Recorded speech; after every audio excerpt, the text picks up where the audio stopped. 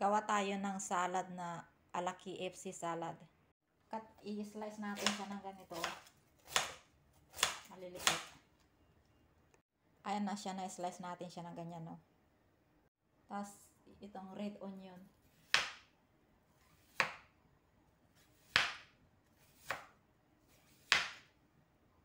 Ayan, i-slice ko rin yung carrots. Ayan siya, i-mix-mix natin siya.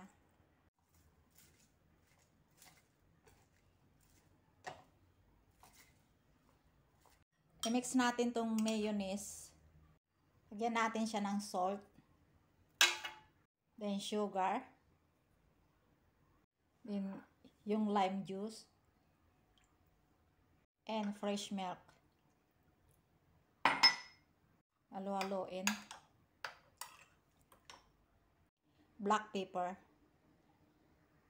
Yan na siya guys. Tapos ihalo na natin yung may mixture nating salad dressing. Yan na guys, oh. Halo-haloin na lang natin siya. Diba? May salad na. KFC style. Yan na siya guys. Okay na yung salad natin. Yan, oh. Wow.